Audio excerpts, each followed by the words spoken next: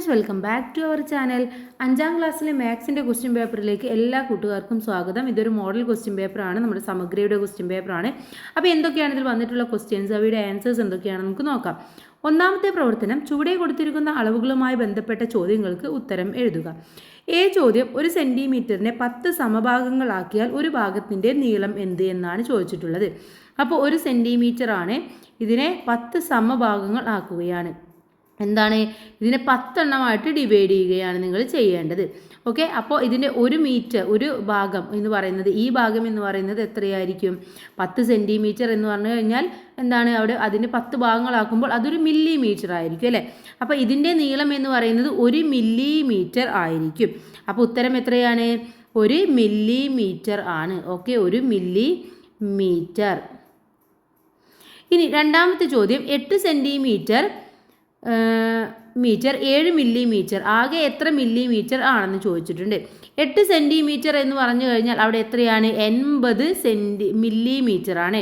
പിന്നെ അതിൻ്റെ കൂടെ നമ്മൾ 7 കൂടെ കൂട്ടുകയാണ്, അപ്പോൾ ആകെ 87 മില്ലിമീറ്റർ ആയിരിക്കും. 87 മില്ലിമീറ്റർ. ഓക്കെ, കാരണം 8 സെൻറ്റിമീറ്റർ എന്ന് പറഞ്ഞു കഴിഞ്ഞാൽ അവിടെ 80 ആണ്. ഇവിടെ 1 സെൻറ്റിമീറ്റർ എന്ന് പറഞ്ഞാൽ എത്രയാണ്?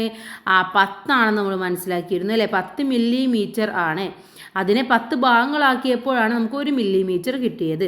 ഇനി സി ചോദ്യം, 4 മില്ലിമീറ്ററിൻ്റെ ദശാംശ രൂപം എന്ത് എന്നാണ് ചോദിച്ചിട്ടുള്ളത്. എത്രയാണ്? 4 മില്ലിമീറ്ററിൻ്റെ ദശാംശ രൂപമാണ്. അപ്പോൾ നമുക്ക് 0.4 എന്ന് ആണ് നമ്മൾ എഴുതേണ്ടത്. 0.4 സെൻറ്റിമീറ്റർ ആണ്. സെൻറ്റിമീറ്റർ. ഓക്കെ, അതല്ലെങ്കിൽ നിങ്ങൾക്ക് എന്ത് എഴുതാം? 4/10 സെൻറ്റിമീറ്റർ എന്നും എഴുതി കൊടുക്കാം. ഇനി 1 മീറ്ററിൻ്റെ 1/100 ഭാഗം എത്രയാണ്? 1/100 എന്ന് പറയുന്നത് 1 സെൻറ്റിമീറ്റർ ആണ്. 1 സെൻറ്റിമീറ്റർ ആണ്. മില്ലിമീറ്ററിൻ്റെ 100ൽ 1 ഭാഗം. ഓക്കെ, അത് 1 സെൻറ്റിമീറ്റർ. ഇനി അടുത്തത് 2/13 മീറ്റർ ഈക്വൽ ടു എത്ര സെൻറ്റിമീറ്റർ ആണെന്നാണ് ചോദിച്ചിട്ടുള്ളത്. എത്രയാണ്?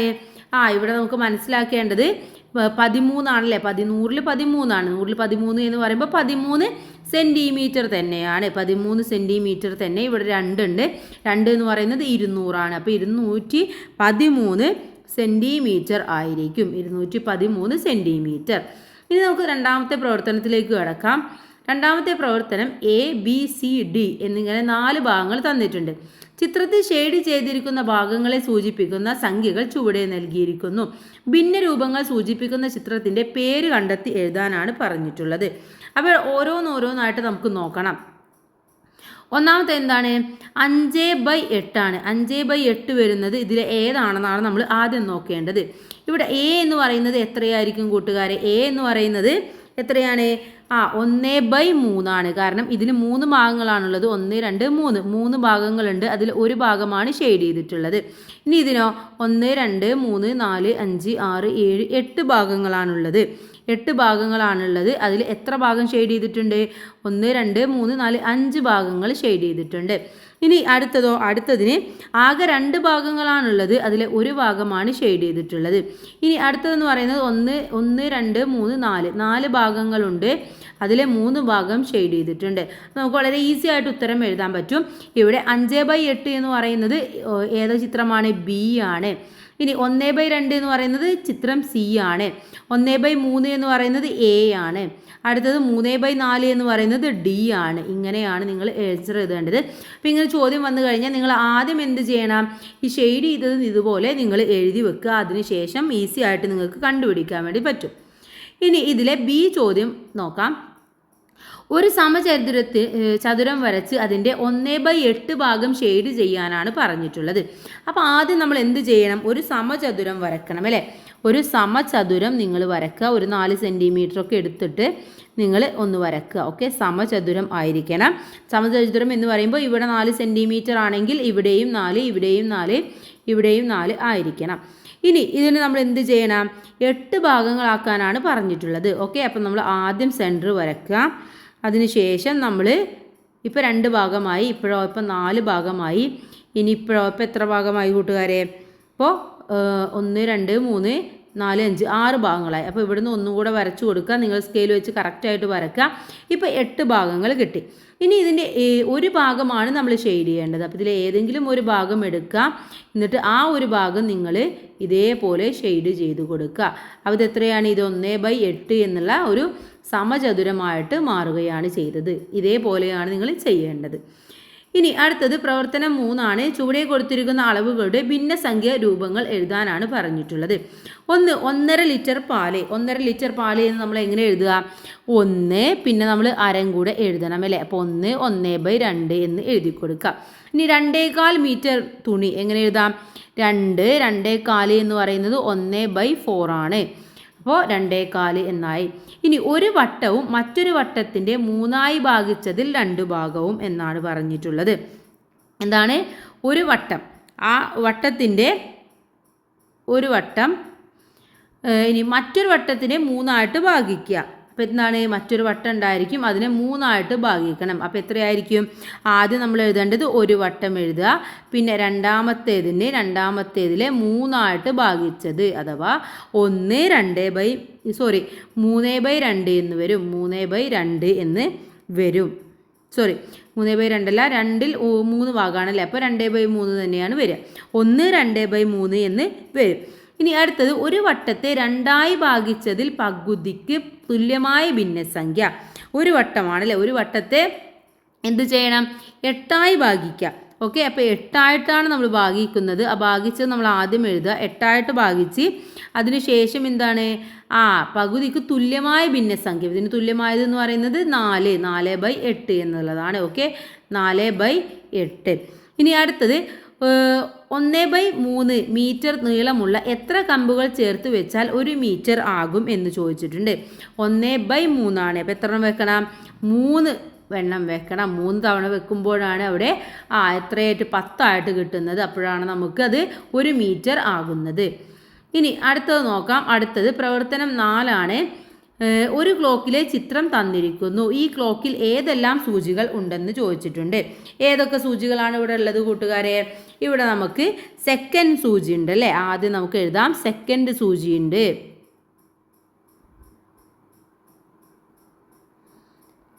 ആദ്യം സെക്കൻഡ് സൂചി,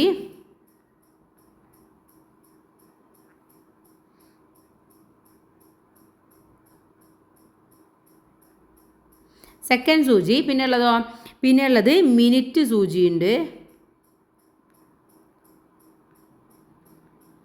അത് കഴിഞ്ഞാൽ മണിക്കൂർ സൂചിയും. ഈ 3 എണ്ണമാണ് ഉള്ളത്. മണിക്കൂർ സൂചി, ഈ 3 എണ്ണം ഇതിലുണ്ട്.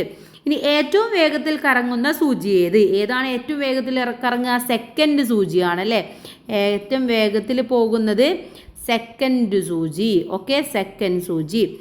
ഇനി അടുത്ത ചോദ്യം എന്ന് പറയുന്നത്, ഒരു മിനിറ്റ് സൂചി ഒരു പ്രാവശ്യം കറങ്ങാൻ എത്ര സമയമെടുക്കും? ഒരു മിനിറ്റിൻ്റെ സൂചി ഏതാണ്? ഇതാണല്ലേ? ഈ മിനിറ്റ് സൂചി ഇത് മൊത്തം കറങ്ങി വരണമെങ്കിൽ എത്ര എടുക്കും? ഇത് മൊത്തം കറങ്ങണമെങ്കിൽ 1 മണിക്കൂർ എടുക്കും. എത്രയാണ്? 1 മണിക്കൂർ. 1 മണിക്കൂർ അല്ലെങ്കിൽ നമുക്ക് 60 സെക്കൻഡ് എന്നും എഴുതാം. 60 മിനിറ്റ് എന്നും നമുക്ക് എഴുതാം. 60 മിനിറ്റ് അല്ലെങ്കിൽ 1 മണിക്കൂർ. ചിത്രത്തിലെ ക്ലോക്കിലെ സമയം എത്ര? ഇവിടെ ചെറിയ സൂചി എന്ന് പറയുന്നത് 7ലാണ്. അപ്പോൾ സമയം 7 ആണ്. പിന്നെ ഇവിടെ എത്രയാണ്? 3ലാണ് അഥവാ 15 ആണ്. 7:15 ആണ് സമയം. ഒരു ക്ലോക്കിൻ്റെ ചിത്രം വരച്ച് 8:30 മണി അടയാളപ്പെടുത്താൻ വേണ്ടി പറയുന്നുണ്ട്. അപ്പോൾ ഒരു ക്ലോക്ക് വരയ്ക്കുക. അതിനുശേഷം നിങ്ങൾ അടയാളപ്പെടുത്തുക. 12, 1, 2, 3 എന്ന് പറഞ്ഞുകൊണ്ട് അടയാളപ്പെടുത്തുക. എന്നിട്ട് 8:30 മണിയാണ്. അപ്പോൾ ഇവിടെ 6 വരും, ഇവിടെ 7 വരും, ഇവിടെ ഏകദേശം 8 വരും. അപ്പോൾ ക്ലോക്കിലെ മണിക്കൂർ സൂചി, അത് ചെറിയ സൂചി എന്ന് പറയുന്നത് ഇവിടെ ആയിരിക്കും. അതുപോലെ വലിയ സൂചി 6ലേക്കും ആയിരിക്കും. ഏകദേശം ഇതേപോലെ ആയിരിക്കും വരുന്നത്. ഇനി അടുത്തത് നോക്കാം. പ്രവർത്തനം 5 ആണ്.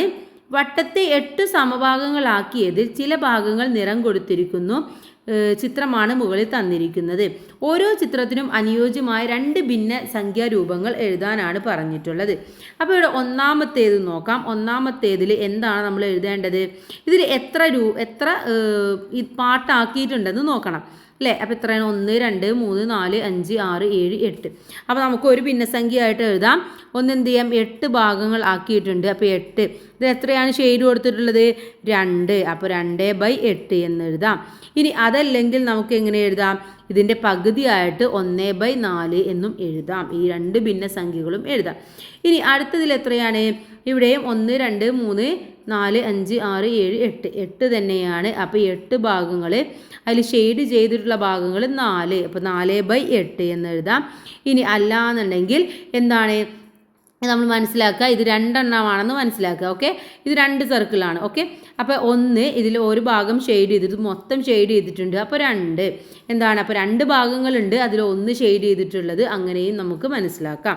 ഇനി അടുത്തതെന്ന് പറയുന്നത് ഇതും 8 ഭാഗമാണ്. ഇതിൽ ഷെയ്ഡ് ചെയ്തിട്ടുള്ള ഭാഗങ്ങൾ എന്ന് പറയുന്നത് 6ആണ്. 2 ഭാഗങ്ങൾ ഒഴിവാണ്. അപ്പോൾ 6 എണ്ണമാണ് ഷെയ്ഡ് ചെയ്തിട്ടുള്ളത്. ഇനി ഇതിനെ നമുക്ക് എങ്ങനെ വേറെ രീതിയിൽ എഴുതാൻ പറ്റും? വേറെ രീതിയിൽ നമുക്ക് 3/4 എന്നും എഴുതാം. 3/4 എന്നും നമുക്ക് എഴുതി കൊടുക്കാവുന്നതാണ്. ഇനി ഓരോ ചിത്രത്തിലെയും ഈ ഭിന്നസംഖ്യാ രൂപങ്ങൾ തമ്മിലുള്ള ബന്ധം എന്താണെന്ന് ചോദിച്ചിട്ടുണ്ട്. എന്താണ്? ഇവ തമ്മിൽ ഈക്വൽ ആയിരിക്കും, തുല്യമായിരിക്കും. അതാണ് അതിൻ്റെ ബന്ധം എന്ന് പറയുന്നത്, തുല്യമായിരിക്കും. ഓക്കെ, ഇനി നമുക്ക് അടുത്ത പ്രവർത്തനത്തിലേക്ക് കടക്കാം. അടുത്തത് പ്രവർത്തനം 6 അളവുകളുമായി ബന്ധപ്പെട്ട് ചുവടെ തന്നിരിക്കുന്ന പട്ടിക പൂർത്തിയാക്കാനാണ് നമ്മളെടുത്ത് പറഞ്ഞിട്ടുള്ളത്. ഓക്കെ, ഇതിൽ അളവ്, ഭിന്നരൂപം, ദശാംശരൂപം, ഇതാണ് നമ്മൾ എഴുതേണ്ടത്. ഒന്നാമത്തേതിൽ ഭിന്നരൂപം തന്നിട്ടുണ്ട്. 7 3/10 സെൻറ്റിമീറ്റർ എന്ന് പറഞ്ഞിട്ടുണ്ട്. അഥവാ 7 സെൻറ്റിമീറ്ററും 7 സെൻറ്റിമീറ്ററും അതുപോലെ എത്രയാണ്? 3 മില്ലി ലിറ്ററുമാണ്. 3 മില്ലി ലിറ്ററും 3 മില്ലി മീറ്ററുമാണ്. ഇനി ഇതിനെങ്ങനെ ദശാംശ രൂപത്തിൽ എഴുതും? നമ്മൾ വളരെ ഈസി ആയിട്ട് എഴുതാം. 7.3 എന്ന് എഴുതിയാൽ മതി. 7.3 സെൻറ്റിമീറ്റർ. ഇനി അടുത്തത് 5.43 മീറ്റർ ആണെന്ന് തന്നിട്ടുണ്ട്. അതിനെ നമുക്ക് എങ്ങനെ എഴുതാം? ആദ്യം 5 എഴുതാം. അതിനുശേഷം 43 /100 സെൻറ്റിമീറ്റർ എന്ന് നമുക്ക് എഴുതാം. മീറ്റർ കണക്കാണ് തന്നിട്ടുള്ളത്. അപ്പോൾ മീറ്റർ എന്ന് തന്നെ എഴുതി കൊടുക്കാം. ഇനി ഇത് എന്ന് പറയുന്നത് എന്താണ്? 5 മീറ്ററും 43 സെൻറ്റിമീറ്ററുമാണ്. ഓക്കെ, സെൻറ്റിമീറ്റർ സെമി എന്ന് എഴുതിയിട്ടുണ്ടോ? സെൻറ്റിമീറ്ററുമാണ്. ഇനി അടുത്തത് 6.875 കിലോഗ്രാം ആണ്. അഥവാ അതെങ്ങനെ എഴുതാം നമുക്ക്? 6.6 അതുപോലെ അടുത്ത എത്രയാണ്? 875 ആണല്ലേ? 875 /100 കിലോഗ്രാം എന്ന് എഴുതി കൊടുക്കാം. കിലോഗ്രാം. ഇനി അതിൻ്റെ അളവ് എന്ന് പറയുന്നത് എത്രയാണ്? അത് 6 കിലോഗ്രാമും 875 ഗ്രാമുമാണ്. ഓക്കെ, ഗ്രാമും ആണ്. ഇനി അടുത്തത് 5672 മില്ലിമീറ്റർ ആണ്. ഓക്കെ, മില്ലിമീറ്റർ ആണ്. അതിൻ്റെ ഭിന്നരൂപം എന്ന് പറയുന്നത് എത്രയായിരിക്കും? 5 അതുപോലെ തന്നെ 672 /1000 ലിറ്റർ ആണ്. ലിറ്റർ. ഇനി അതിൻ്റെ ദശാംശ രൂപം എന്ന് പറയുന്നത് എത്രയാണ്? ദശാംശ രൂപം എന്ന് പറയുന്നത് 5.672 ലിറ്റർ ആണ്. ലിറ്റർ. ഇനി അടുത്തതെന്ന് പറയുന്നത് 10 കിലോഗ്രാമും 125 ഗ്രാമുമാണ്. അതെത്രയാണ്? 10 കിലോഗ്രാം എന്ന് പറയുന്നത് 10 125 എന്നുള്ളത് നമുക്ക് 125 /1000 എന്ന് കൊടുക്കണം. 1000 കിലോഗ്രാമാണ്. കിലോഗ്രാം. ഇനി അതിന് ദശാംശ രൂപം എന്ന് പറയുന്നത് എത്രയാണ്? 10.125 കിലോഗ്രാം. കിലോഗ്രാം. ഓക്കെ, ഇങ്ങനെയാണ് കൂട്ടുകാർ ഇത് കംപ്ലീറ്റ് ചെയ്യേണ്ടത്. ഇനി അടുത്ത പ്രവർത്തനം 7 ഡിസംബർ 4 മംഗലാപുരത്ത് നിന്നും 8:50 പുറപ്പെടേണ്ട ഒരു ട്രെയിന് 20 മിനിറ്റ് വൈകിയാണ് പുറപ്പെട്ടത് എങ്കിൽ ട്രെയിൻ പുറപ്പെട്ട സമയം എത്രയാണ്? അപ്പോൾ ആദ്യം നമ്മൾ എന്ത് ചെയ്യണം? ആദ്യം നമ്മൾ 18:50 പുറപ്പെടേണ്ടത്. അത് 20 മിനിറ്റാണ് ലേറ്റ് ആയത്. അപ്പോൾ ഇതിൽ നിന്നും 20 മിനിറ്റ് കുറക്കണം. അഥവാ 50-ൽ നിന്നും 20 മിനിറ്റ് കുറച്ചാൽ മതി. അപ്പോൾ എത്രയാണ്? 50 നിന്നും 20 കുറച്ച് കഴിഞ്ഞാൽ നമുക്ക് എത്ര കിട്ടും?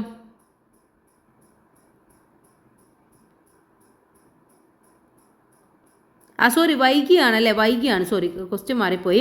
ഇതിൽ നിന്നും 18:50 പുറപ്പെടേണ്ടത് 20 മിനിറ്റ് വൈകിയാണ്. അപ്പോൾ ഇതിൻ്റെ കൂടെ 20 മിനിറ്റ് ആഡ് ചെയ്യണം. അപ്പോൾ എത്രയാണ്? 19:10 അപ്പോൾ പുറപ്പെട്ട സമയം എന്ന് പറയുന്നത് 19:10. ഇനി ട്രെയിൻ പുറപ്പെട്ട സമയത്തെ AM PM ഉപയോഗിച്ച് എഴുതാൻ വേണ്ടി പറയുന്നുണ്ട്. അപ്പോൾ ഇത് എത്രയാണ് കൂട്ടുകാരെ? 19:10 എന്ന് പറയുന്നത് 7:10 ആണ്. 7:10 PM ആണ്. ഓക്കെ, 7:10 PM ആണ്. അതെങ്ങനെയാണ് നമുക്ക് AM PM മനസ്സിലാക്കുക? 12 കഴിഞ്ഞ് കഴിഞ്ഞാൽ പിന്നെ PM ആണ്.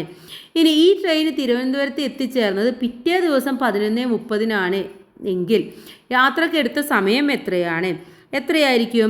അപ്പോൾ നമുക്കിപ്പോൾ മനസ്സിലായി 7:10 ഇത് സ്റ്റാർട്ട് ചെയ്തത് അല്ലേ? 7:10 അല്ലെങ്കിൽ 19:10 എത്തിച്ചേർന്നത് 11:10 11:30 നമ്മൾ നോക്കുക. 7 അത് കഴിഞ്ഞാൽ 8 9 10 11 11:30 അങ്ങനെയാണെങ്കിൽ സമയം എന്ന് പറയുന്നത് എത്രയാണ്?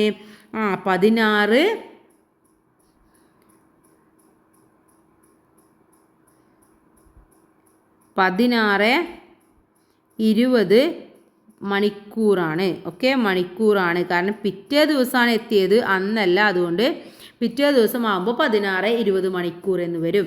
ഈ ട്രെയിൻ ആഴ്ചയിൽ 1 മാത്രമാണ് സർവീസ് നടത്തുന്നത് എങ്കിൽ അടുത്ത വർഷം ഈ ട്രെയിന് യാത്ര പുറപ്പെടുന്ന തീയതി എത്രയായിരിക്കും?